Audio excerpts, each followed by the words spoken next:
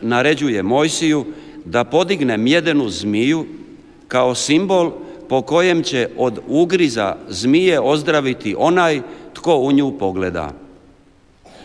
Tko će ozdraviti? Ne ozdravlja i ne iscijeljuje zmija, niti iscijeljuje pogled u nju. Jahve je onaj koji ozdravlja. Pogledati u mjedenu zmiju znači vjerovati Jahvi.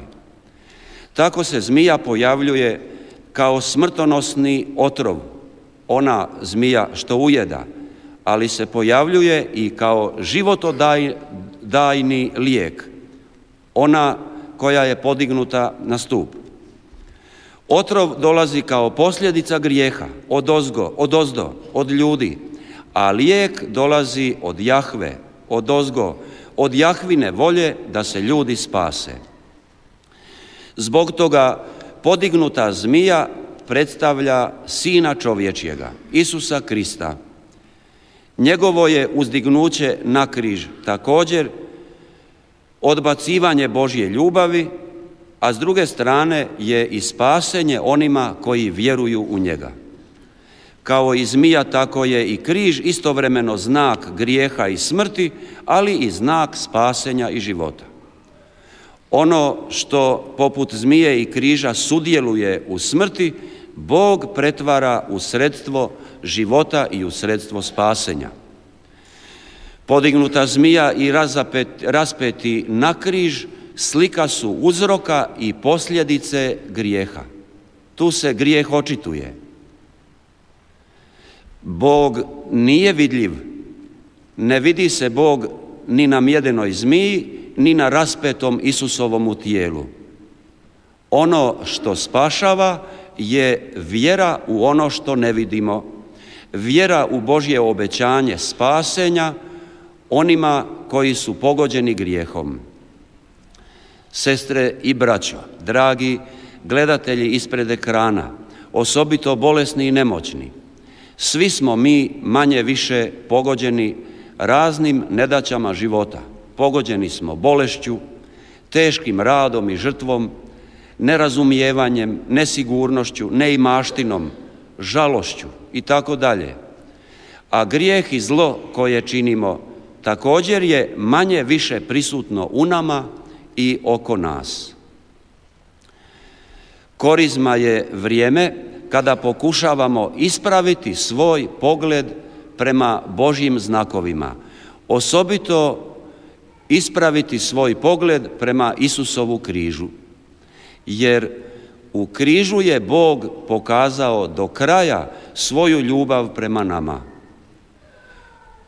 Potpuno se Isus na križu predao iz ljubavi za čovjekovo spasenje. A kako nas Bog danas spašava? Što nam za naš život križ govori? Govori križ da s vjerom, s pogledom na križ treba prihvatiti nedaće života, prihvatiti svoj križ, da prihvaćanjem svoga križa i mi postignemo spasenje. Govori nam preko Isusova križa sam Isus: hoće li tko za mnom, neka se odreče samoga sebe, neka uzme svoj križ i neka ide za mnom. Križ treba prihvatiti da bismo mogli preko križa postići spasenje koje Bog daje. I isto važno, u Isusovom križu najbolje se čita, te uvjerljivo vidimo Isusovu novu zapovjed: ljubite jedni druge kao što sam ja vas ljubio. Isus nas je do kraja ljubio, ta ljubav je najočitija u križu. I ljubite jedni druge, kaže Isus, kao što sam ja vas ljubio. Onaj tko na taj način prihvati i gleda križ s takvom vjerom, s takvim znanjem, taj postiže za svoj život i sada da lakše podnosi teškoće života, a i na kraju života postiže spasenje, postiže ono što Bog nudi i daje onima koji mu ostaju vjerni. Sestre i braćo, i mi, evo i danas, i ove korizme, ugledajmo se, promotrimo Kristov križ, da nam on bude pravi znak i da nam bude snaga za naš život. Izrazimo sada svoju vjeru. Vjerujem u jednoga Boga, Oca svemogućega, stvoritelja neba i zemlje, svega vidljivoga i nevidljivoga, i u jednoga Gospodina Isusa Krista, jedinorođenoga Sina Božjega, rođenog od Oca prije svih vjekova, Boga od Boga, svjetla od svjetla, pravoga Boga od pravoga Boga, rođena nestvorena, istovjetna s Otcem, po kome je sve stvoreno, koji je radi nas ljudi i radi našega spasenja sišao s nebesa i utjelovio se po Duhu Svetom od Marije Djevice i postao čovjekom, raspet također za nas pod Poncijem Pilatom, mučen i pokopan i uskrsnuo treći dan po Svetom pismu i uzašao na nebo, sjedi s desne Otcu i opet će doći u slavi suditi žive i mrtve i njegovu kraljevstvu neće biti kraja, i u Duha Svetoga, Gospodina i životvorca, koji izlazi od Oca i Sina, koji se s Ocem i Sinom skupa časti i zajedno slavi, koji je govorio po prorocima i u jednu svetu katoličku i apostolsku crkvu ispovijedam jedno krštenje za oproštenje grijeha i iščekujem uskrsnuće mrtvih i život budućega vijeka. Amen.